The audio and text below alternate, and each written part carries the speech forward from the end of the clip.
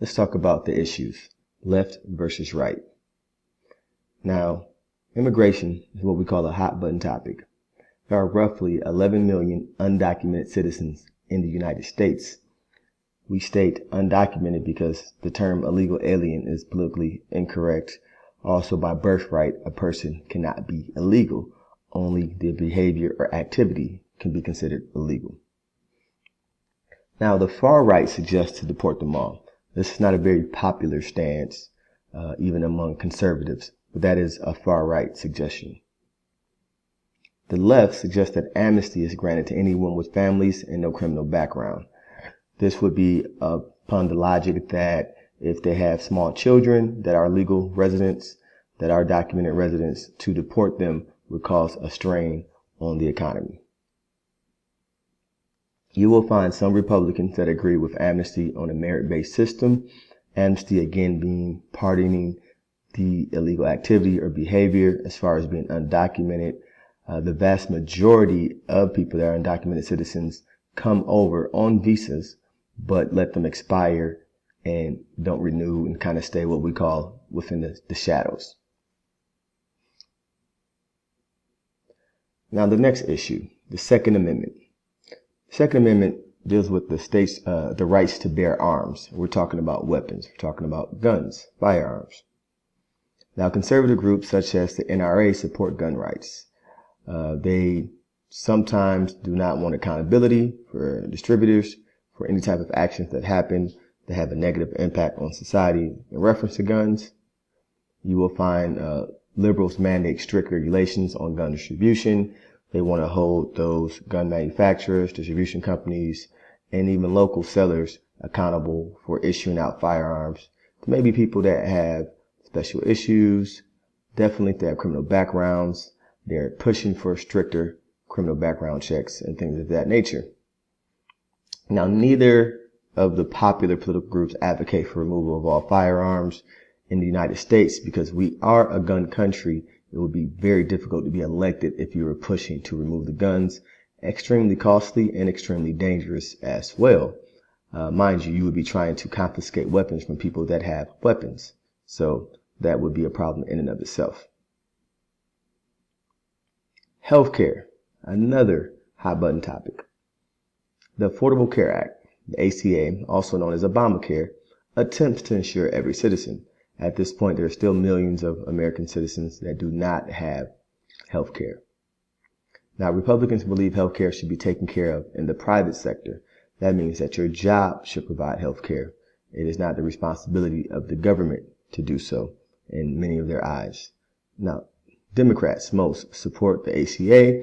They may want to change some things, tweak some things, but the concept of it is generally accepted by most Democrats or liberals.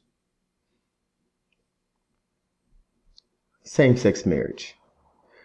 The Supreme Court case, Obergefell versus Hodges, basically determined that denial of marriage rights was deemed as unconstitutional.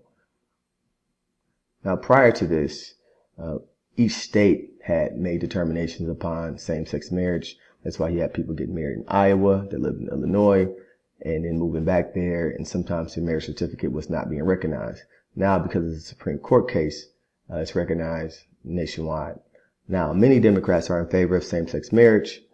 When you start talking about Democrats and liberals, this is not always the case. You may find some Democrats that are conservative on this one particular issue, and vice versa. The majority of Republicans are against it because of religious reasons. But again, you may find dissenters on this very issue. You may find Republicans that are okay with same-sex marriage. So this one is a tough one to decide. But typically speaking, if someone's against it, it's more a conservative idea. Therefore, it's more of a liberal idea. Finances. Now, the U.S. has a national debt of over 19 trillion. It's actually scarcely approaching the 20 trillion amount. Now, there's no clear path to paying it off. Neither party, from what I've seen, has a clear path to paying off the 19 trillion. Conservatives are for deregulation of private banks. That means let them loose, let them do what they are known for doing, and maybe that could solve the problem. And you will have a lot of liberals who want to regulate the banks. They think the banks are the ones that caused the crisis. They're the ones that caused the problem. Let's regulate them. Let's monitor them, and maybe we can solve the problem that way. Now, finances continued. Conservatives want to maintain or increase the military spending.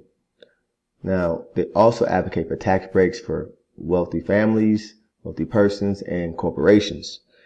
The whole idea behind tax breaks is that if we give them tax breaks, they will create more businesses, they will put more money into the economy, and this will overall help everyone. It's kind of the Reaganomics, trickle-down economics approach. Liberals in favor of decreasing the military budget.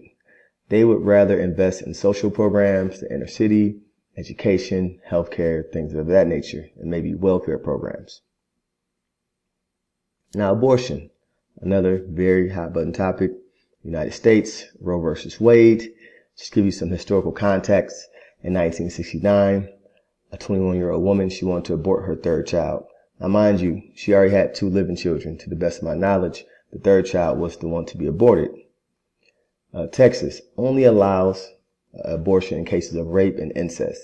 She actually went in to say that she had been raped, and when she tried to get the abortion, they denied it because she did not have any evidence, a police report, or anything of that nature. So an independent law firm picked up her case, and it escalated all the way to the Supreme Court. In 1973, the Supreme Court determined women had the right to privacy in cases of unwanted pregnancies. And this also trickles down to things such as birth control, contraceptives, and just any type of privacy issues. But this now is translated to the right to choose, the right to decide. Now, many Republicans are what you call pro-life. That means that they're in favor of not having abortions. Some would say yes in cases of rape of incest, sort of like Texas. And then many liberals, many Democrats are in favor of pro-choice. Now, mind you, there is no stance called pro-abortion. That is not a popular political stance. No one ever says that out loud, whether they believe it or not. So these are just some of the issues that we want to talk about when we're looking at the U.S. political spectrum to help you with political literacy.